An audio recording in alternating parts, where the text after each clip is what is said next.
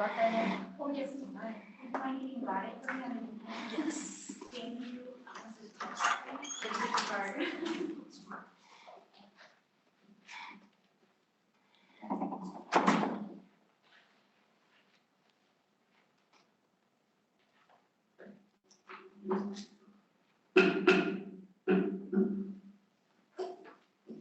I'd like to call to order the Stanton regular city council, successor agency, housing authority, and joint regular meeting.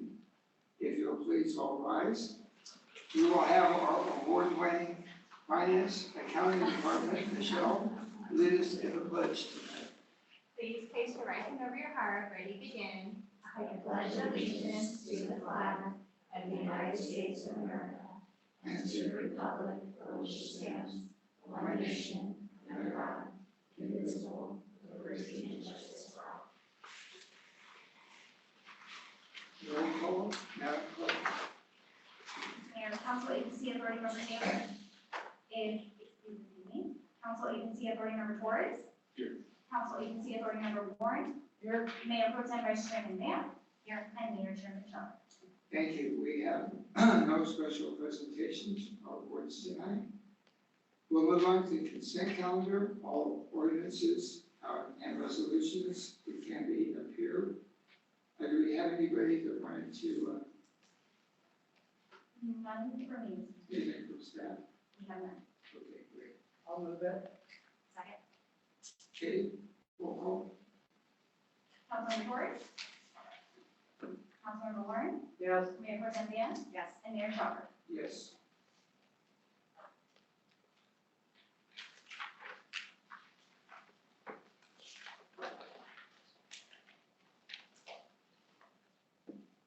Just for the record, I did have a chance to talk to our city manager today about a couple of things. I'm having her look into our CBO pass-throughs for all the community-based organizations. We fund all those. Carol, you're familiar with that. And I was going to see if it was kind of a wash, because I want to make sure that our finance department isn't putting in any extra time on that. So we're going to take a look at that and find out if we're being fairly compensated. There is an advantage to having the CBO operative, which is Sue Kang in our city. She's a very valuable tool and a person that has great knowledge in that area of expertise. But I just want to make sure that we're being treated fairly because it is quite a large account. So take a look at that. You're talking about the more functioning policy project, right? Also, I had a chance to talk to her about our contract with BBK, and I just want to share with you that we were looking about whether we wanted to pay as we go or have a retainer to see which way it might be least expensive for us. I think we're coming into a time where we need to be very careful with our money, so I think it's time for us to take a step back. Then I also had a chance for her to review our opportunities for taking a look at Chino Pacific and how we can move that project forward. So all these things are going to be updated through her so that you are up to speed on some of the things that I think might help us get these projects done. You know, we've been dragging our feet too long on some of these things as we go through it. And finally, procurement and contracts. I want to make sure that our local businesses are being an opportunity to give sort of a award or a discount when they're bidding locally, so we can keep our local businesses working in the community. So those are some of the things that we talked about.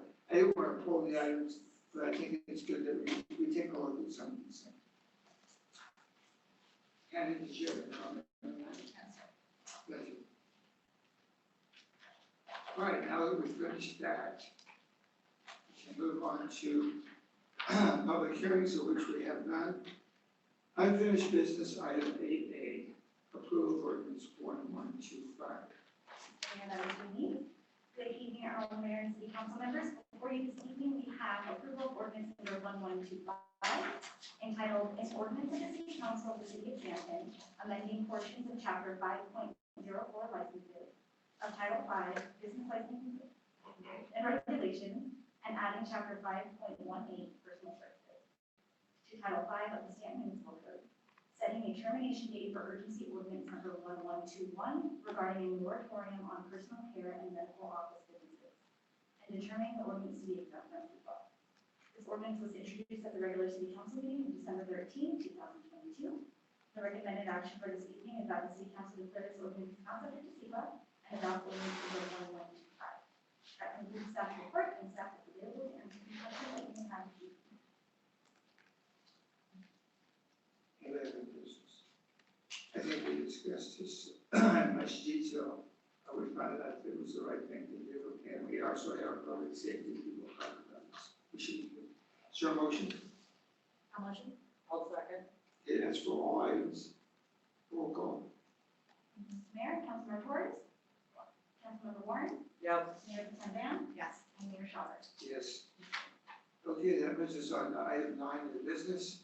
This is an ordinance amending administrative personnel chapter 2.56 on purchasing and approval of purchasing policy and procedures. Issues. Good evening, honorable mayor and members of the council. Pursuant to the Stanton Municipal Code, the city's purchasing policy and procedures established guidelines surrounding the purchase and procurement of supplies, services, and equipment on behalf of the city. Although a segment of the underlying municipal code was last reviewed in 2008, the policy as a whole has not been to the council in almost 15 years. Staff facilitated a review and received direction from the council at its meeting of November 22nd.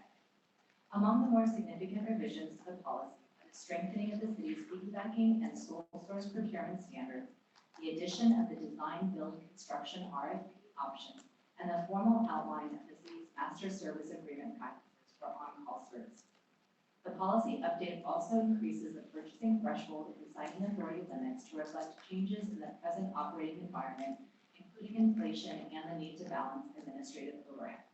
Altogether, these updates will support the delivery of efficient, cost-effective, and high-quality municipal services while supporting the following 4 principles. 1, competitive process. The city seeks to promote full and open competition among potential vendors and service providers. Through full and open competition, the city is able to realize better pricing and more favorable terms. 2, best overall value.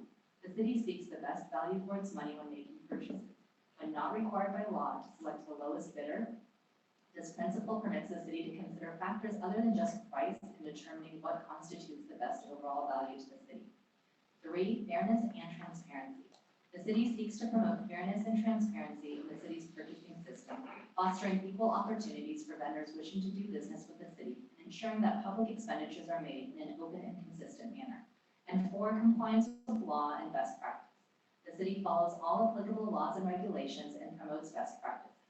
Purchases are conducted in accordance with the city's legal and ethical obligations and responsibilities.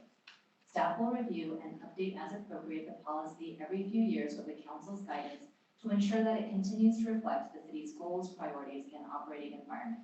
That concludes my staff report for this evening, and I'm available to answer any questions. Anybody? Yes, Joe.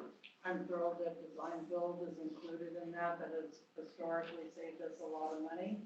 And so I think this is wisely put together. Thank you. And just to clarify, the ordinance allows for design build, and it still requires that the staff bring it to council for approval of design build. So there is still that double checking. The only downside that I know with design build is if one person takes control of that, they do most of the hiring with the subcontract. And sometimes they have their own group of people that they work with. And it does eliminate sometimes people that we would like to hear the opportunity to participate in the build of a construction or program. So that's just something that I thought to like. I thought we had a stopgap against that. That's on the next agenda. You know, is this document go to all the employees in a booklet or something? So it'll be made available online because we want to be environmentally friendly, but we are going, after the council approves it tonight, our management analyst, Jason Queen, is actually going to be setting up training sessions for all employees, and we'll have kind of a 2-page summary and overview of the updated purchasing guidelines as well, kind of a quick cheat sheet for employees to reference, and some things are changing. Okay, good. I think that's a great idea. And number two, if you had anything to do with this, hold your right hand up.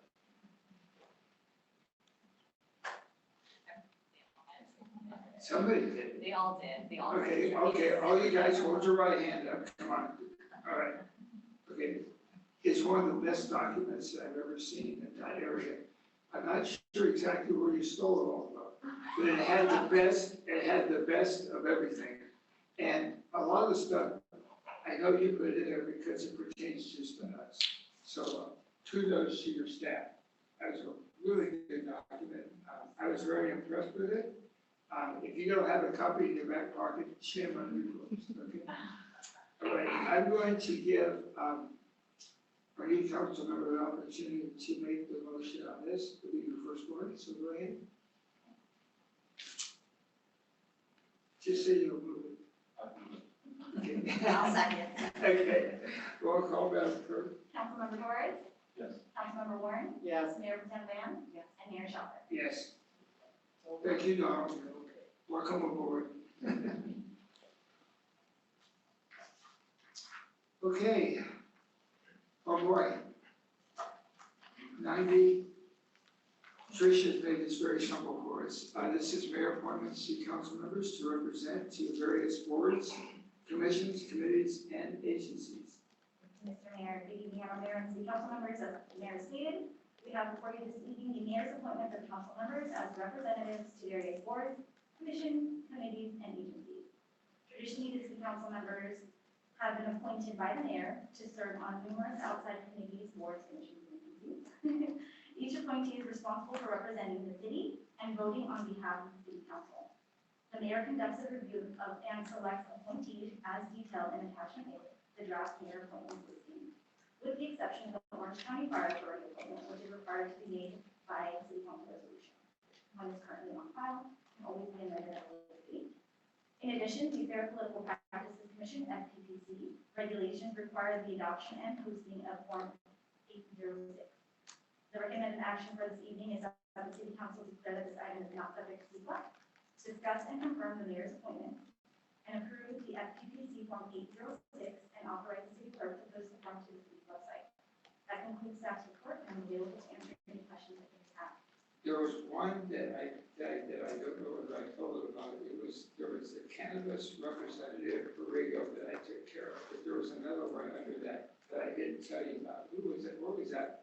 So the cannabis committee Subcommittee, has concluded its term. So that one no longer needs an appointment. So we don't need that one? No, sir. Okay. So that, the start of it and regulations have all happened with the committee, and now we're at the staff level.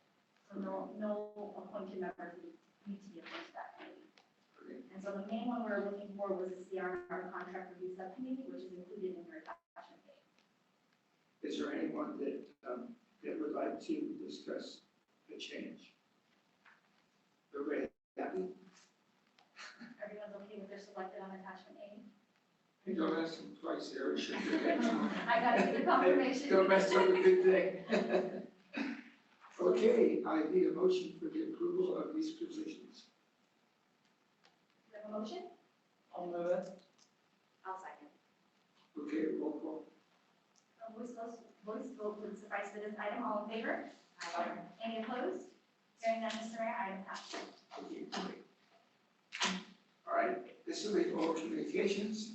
At this time, the vote will address the city council and all the rest of us for subject matter within our jurisdiction, provided that no action are taken on non-agenda items. Are there any requests to speak tonight? Mr. Mayor, we have none. Is there anyone in the audience who would like to speak?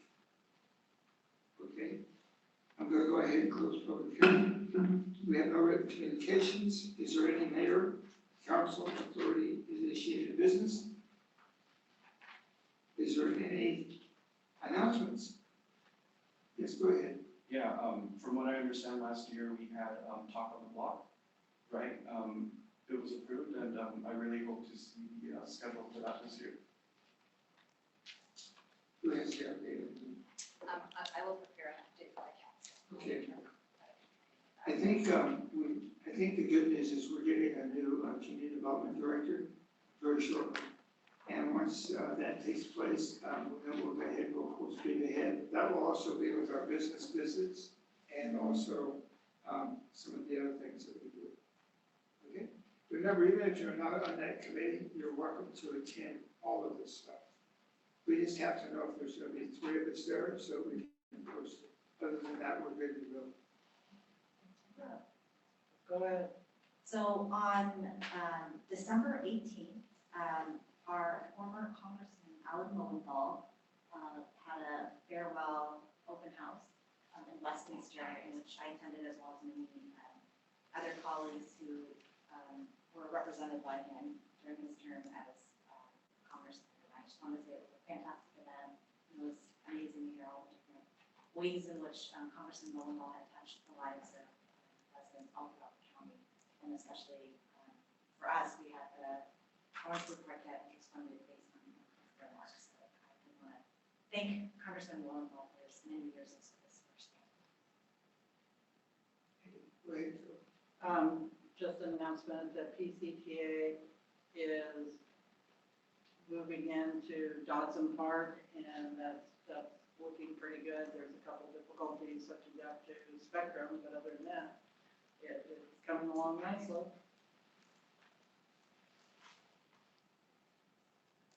And we have the events at Santa's Farms.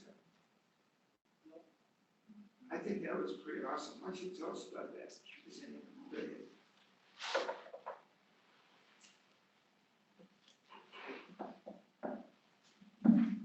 Thank you, Mayor and council members. I believe it was on Sunday, December 18th. We stopped at 6 different neighborhoods in Stanton. We had numerous volunteer groups, so Boys and Girls Club, Lions Club Stanton Community Foundation, OCFA, OCSD, Santa Claus came all the way from the North Pole. And we had a lot of sponsorships, including BBK, that we'd like to thank. But very much provide toys for, I'm not sure on the final number. We can get back to you on that, but very excited to see all the kids come out and be able to share time with Santa, get some photos and a special gift. So thank you again. That was good, job. At this time, I want to thank our council member Torres. He helped me with my last food drive, which was our big Christmas one. And we did set a record. You can put that in your book of Guinness, 4,500 families. And we gave out, he handled the toy department, which is great, because that's where all the kids are at. So all I had to do was give it the food. It went very smoothly. It was great. It was a great day. So I want to thank you for letting us use the facility. Zennia, thank you for the bathroom kid. And Donald, thank you for the Christmas presents. It worked out very well. And we'll be having one the third Saturday of this month in January, which hopefully won't compete with the TED Festival. So that's just, I think that's That's on on the the 27th. 27th, 28th, and 29th, That's so right. you're good. And I'm donating drinks to that, so we'll be okay. All right, anybody else have anything that's exciting happen? All right, good.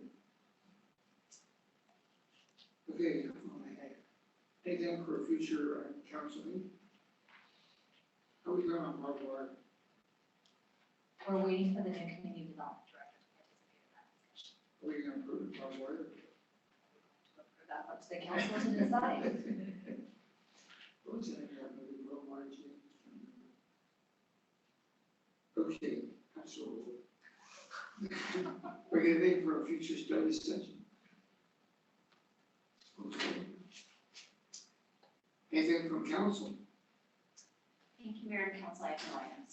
Okay, I do want to tell you that you are doing a great job with our ticketing and the citations, and it's working.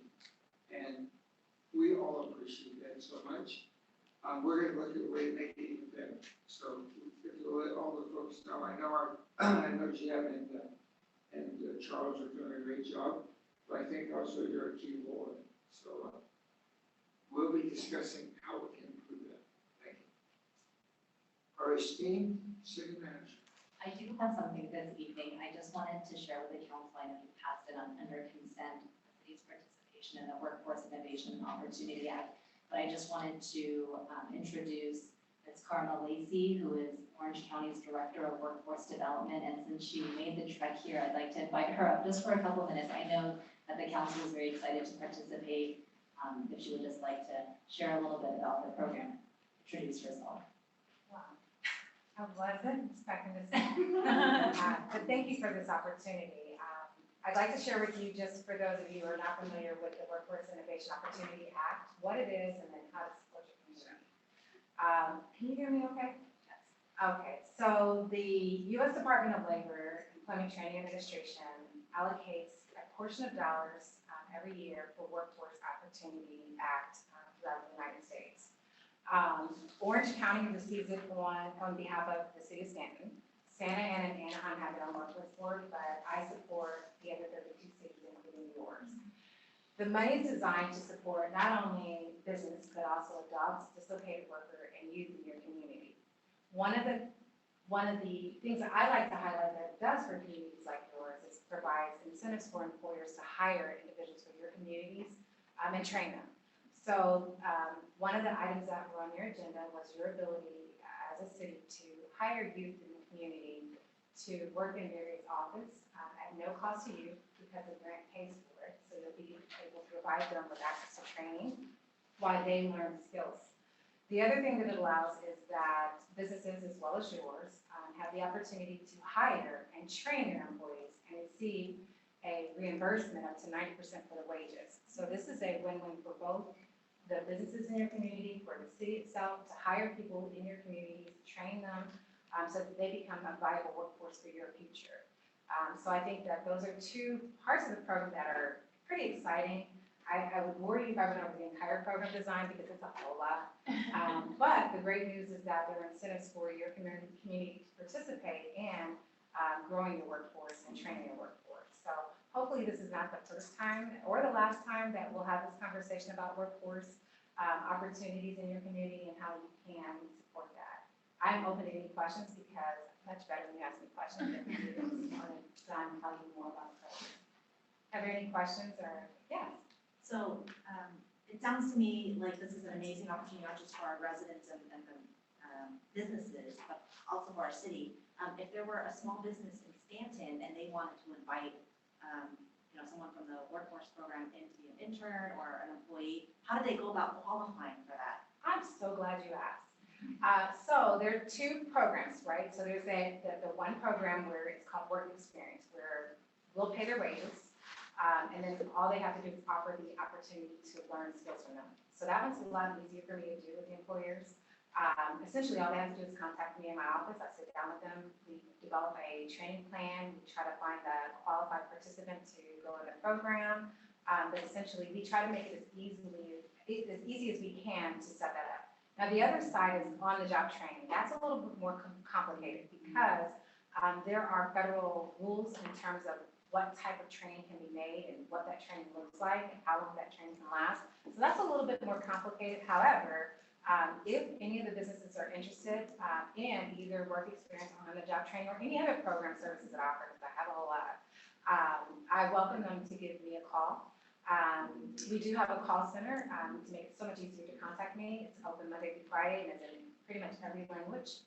The call center number is 714-480-6500. If the business wants to call or members of the community want to call and learn more about the programs and services that are available to them, I encourage them to call that number and they will either direct them to call to me or to one of our programs to offer resources. Another question. Yeah. If there is a youth in the community who might be struggling or is underserved in some way and they want to be, in this program, who do they contact? Oh, that's a good question too. So they call us as well. So the WIOA program supports youth ages 14 through 25. There are two populations. There's in-school youth and then there's out-of-school youth. The primary purpose of this program is to help opportunity youth, and that's what we're going to call them, youth with barriers to education or employment, help them figure out their career pathway, right? And so the goal in that program is to set them up or to support them with one of four placements. Number one is post-secondary education, so we're going to help you get to college, if that's what you want to do. The second one is unsubsidized employment, so we're going to help you with training and resources to lead you to an employment that allows you to live at a livable wage. So we're going to try to make sure that you can survive here with that job, right? The next is military placement, and the last is apprenticeship trade placement. So those are the four goals that we have for any youth that we enroll in our program. And if anyone in the community is interested in learning more, or they're interested in how to connect, please give that call center number again, that call center number a call. Again, that number is 714-480-6500, and again, it's available in every language. And then does your program offer accommodations for folks who might be new immigrants from other countries, who might be English limited, or who may have some disability? Do you guys accommodate all those? Absolutely, you're asking all the right questions. So they're, under our program, so remember I told you that we have programs for adults, dislocated worker, and youth. And so we have programs, ESL programs for new Americans who need help with learning English language, right? But we also have programs for individuals with disabilities. We call it unique abilities, but we have programs for adults as well as youth for individuals with disabilities. We also have programs for individuals who've been justice involved, as well as homemakers that need to return back to the workforce, or individuals who recently lost their jobs. We are here to help. So whatever the situation may be, there's a workforce program that we have that can help that individual. One of the primary requirements, though, is that if you are going to fully enroll in our program and receive training resources, that you have right to work paperwork, but outside of right to work paperwork, that's essentially the only requirement as an adult to get into the program. Yes, I have a question. There are reports that are saying that 50 to 60% of workers by 2035 will be freelancers and be working remotely. How are you addressing the remote work environment? you must have heard me talk. So yes, that is true. So one of the things that we're trying to help individuals who are not interested in going back to work is entrepreneurship. So we're creating partnerships with not only SBA, but also the Orange County Small Business Development Center, as well as other community organizations to create training programs for those who are not interested in going back to work and could use their skills being 1099 employees or working for themselves for the most part. In the WHEEL program, we have set aside some money to kind of help you get your business started. It's not very much, but we've maximized what we could with the funding that's available to allow funding to be available to help you register that business with the Secretary of State and access some training to help you set your business up. What we saw with the pandemic, there are a lot of great mom and pop businesses in Orange County, but the problem is they weren't ready for challenges like natural disasters and pandemics. And so what we want to do is, as we set you up to become self-employed, that we also set you resources and information so that you can navigate some of the hard times that might come. Any other questions? This is a grant, right? It's not quite a grant, so it's formula funds. Yeah, so are we getting it, or do we still need to apply? Because I know we're one of the people in the pool. You don't have to apply. So what happens is the Department of Labor allocates money every year to communities. So what Stanton, I have to apologize and tell you, I don't know the historical information of how it's set up this way. But the city of Stanton decided to allow the county of Orange to oversee their workforce hours. So they're automatically given, they're automatically available. Everything that I mentioned that's available to your community is at no cost to you. It's available and it's been available for the last 50 years. I think it's one of those things that people didn't know existed or how to access it. So I'm really glad that your community reached out to learn more about it so that you can help your community with accessing these dollars, because it is there for you. And it's essentially has been there for the last 50 years. It's federal money, right? It is federal dollars. And it's my understanding that we have to be awarded by the Board of Supervisors. So those who we lobby with. No, you don't have to lobby at all. So here's what happens. So the federal government, back in 2014, they created a new version of this law. It's called WHEEL. Prior to that was WHEA, and then prior to that was JPA. There have been many iterations of this fund. So what happened is probably back in 2014, maybe a little bit before then, each of the 34 cities in Orange County had to decide who was going to manage the money for them. And so 2 of the cities, Santa Ana and Anaheim, decided that they were going to manage their own. But the other 32 cities decided to let the Orange County Board of Supervisors manage it for them. But there is no lobbying for it. There is no going after it. It's just making sure that your community knows how to access it, that they know that this money is available and where to go to access the dollars to support them. Right now, there's a One Stop Center in Garden Grove, as well as in the Los Alamitos Joint Training Base that people can access that way. We also have the ability for them to access it by phone. As technology becomes available, we are opening up opportunities for people to access these programs from home versus trying to come into centers. But there is no lobbying for it, there is no outing, it's automatically available for everyone in your community. But you still have to get it from the county. You don't. Okay, so what the county doesn't give it to us. They won't give it to you. They don't give it to anyone. So what happens is, your community just comes to those departments or those service providers that have it and enroll. That's it. There's no divvying the money up. It's not given out to anyone in particular. It's just having the community access it. But we did have to approve that. So tonight we're approving participation, and that was a more public transparency goal of mine to make sure the council was aware and also use the city council meeting as a forum to educate the community as well. We didn't have to formally bring it to the council, or we could have just advertised, but I wanted to make it a more formal decision. And then, one of the things when I met Ms. Lacy the first time, she basically said this is kind of one of the best kept secrets in Orange County. And her mission is to try and have cities and communities realize it's a resource that is available and has been available. And so that's why, again, I wanted to take this very public approach and have it on the record that the council has supported participation in this program. You had mentioned a center in Garden Grove. Is it the OZ Workforce Solutions right off of Orangewood and Knott? Is it that one? Yes, it is. So, Okay. yes. 'Cause I've referred people there before who are limited English speaking, and it was hard for them to engage to get services because of that language barrier. Yes, so, and I don't know how long ago that was, but what I've tried to do in the last, so I've only been here for 4 years, I just have to be transparent with that. So what I've tried to do is make sure that we had translation services available, so now that we do. So that translation service that I mentioned is on our phone, is also available in that One Stop Center. We've also partnered with organizations to bring ESL classes to the One Stop Center, either face-to-face or virtually. We've partnered with the Huntington Beach Adult School to make referrals there as well, because of course, I'm sure you know that they have ESL classes as well as adult education classes.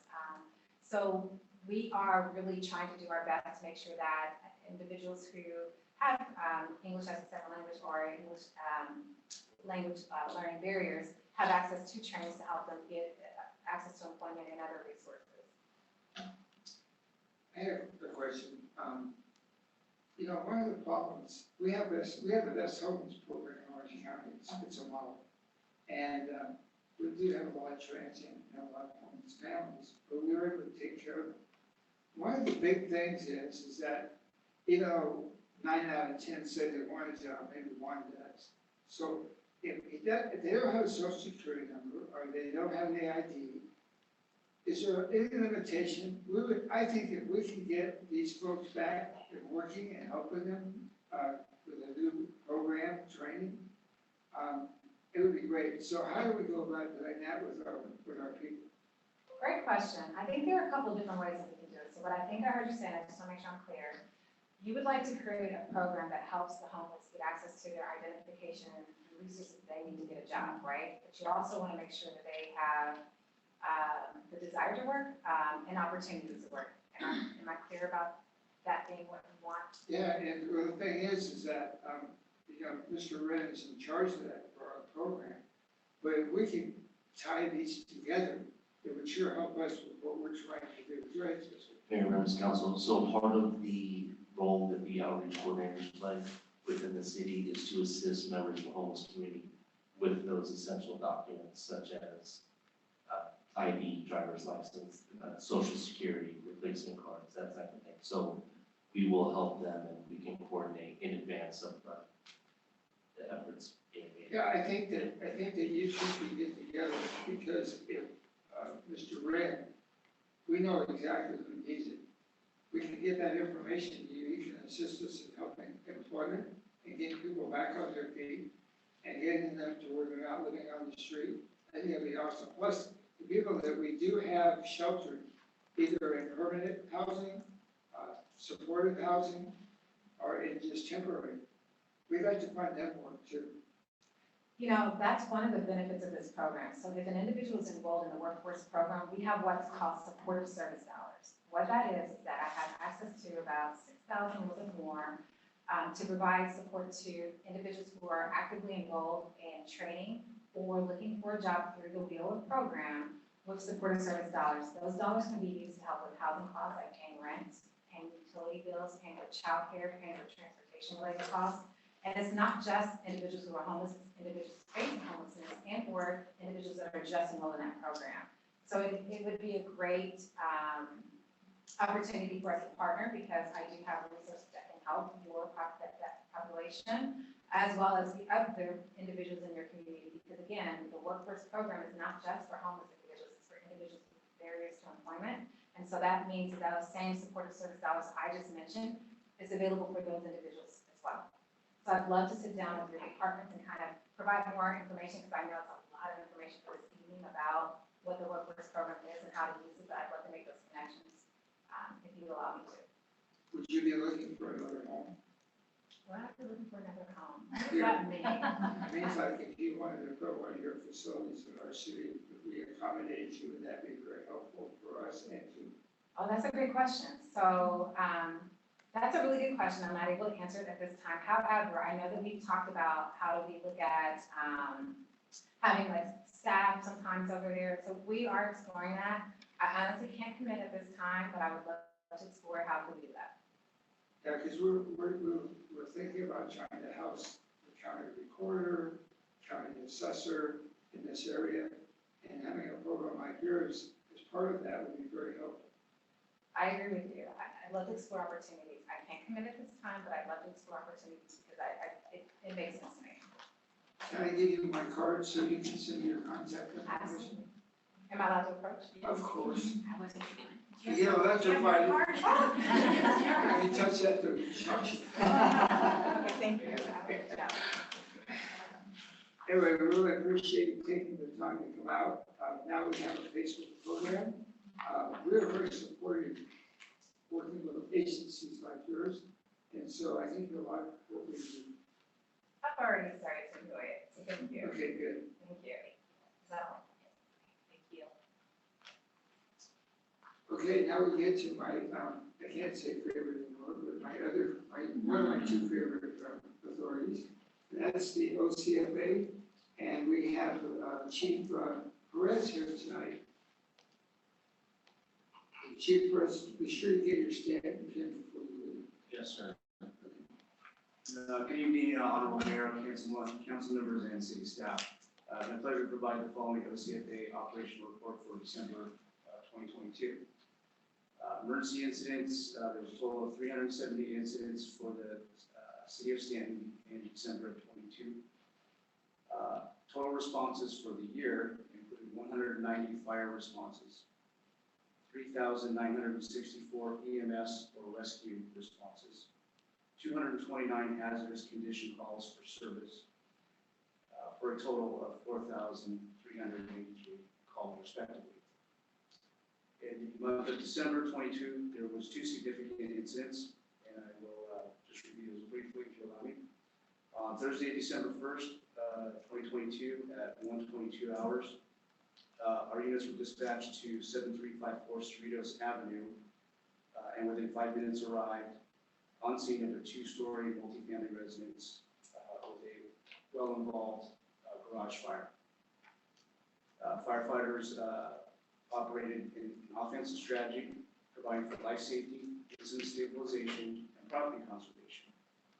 We were assisted by the Orange County Sheriffs, SoCal Edison, and SoCal Gas Companies. They were notified and responded. At 01:45 hours, the fire was brought under control, and Red Cross was requested for 3 displaced adults. The cause of this fire was unintentional. The most probable cause was improperly discarded smoking materials. That second significant incident for December of 22 occurred on December 25th. At 17:52 hours, our emergency communication center received a report of dark gray smoke coming from Mr. Lee's Barbecue, located at 10712 Beach Boulevard in the city of Stanton. At 17:56, our units arrived and took offensive action to provide for, again, life safety, incident stabilization, and property conservation. It was reported that the fire was established in a void space above the entryway of the establishment. At 18:38 hours, we declared knockdown and a secondary all clear was reported on the fire. The cause of this fire is currently under investigation. We are unable to rule out between discarded smoking materials or an intentionally set fire. Other comments from my report include community events where Engine 46 participated and transported Santa Claus to the Stanton Tree Lighting event, and where Engine 46 and Host Tender 27 participated in the annual Christmas Siren Express, Santa Express. Of note, the OCFA participated in the Sparkle Love Toy Drive and collected a large amount of toys at all OCFA fire stations. There was a tremendous success, and we'd like to thank the communities and our partners for their participation and collaboration with this year's event. The safety message that we focused on for December of 22 included messaging throughout the communities we serve on electrical fires, home heating, and holiday safety. This concludes my report for December 22, and I'm available for any questions. Thank you. You guys did an outstanding job on Santa Siren. Thank you so much. It was a great cooperative effort between our two law enforcement and public safety. We had both our sheriff and our OCFA, and it was a great symbiosis. The kids loved it. I actually got a picture of the deputies on Santa's lap, and I sent that to Barnes, and I also got a picture of you guys with your fire truck, so it worked out really well. Fantastic. Just for a record, just so you know, if you guys need any help with OCFA, by default, I'm acting the acting chair of OCFA, so I can help you with that. And I don't know if I told you, but I just got elected chairman of the Orange County Waste and Recycling, so I can help you with that if you need it. So, other than that, and Alice, I think you're still on that. I am. I know, I mean, even though you want to be, yes, you're still there. So I'll let you know when the next meeting comes. I was voluntold to the I other. know, I'll be calling you. I would invite you there first. Okay, is there anything else before us tonight? Okay, it's kind of a sad time for me. One of my longtime friends and friends of this community, Mehdi Matayer, the owner of Golden Touch Auto Body, who's helped us with every drive we've ever had in the city, whether it's a turkey drive or Santa Sirens or just helping with the food drive, him and Nina. He passed away over the Christmas holiday. He'll always be remembered for his kindness and contributions to our community. I'll have a little bit more to say about that because I'm going to have the family come at our next council meeting, and we'll be giving a proclamation to the family in remembrance of him and his achievements. Even though he didn't live there, he spent most of his time here, building his business all the way back in the early 70s. And like I said, he's been a key member of our community for many years. That being said, I'm going to adjourn tonight's meeting in honor of Mehdi Matayer.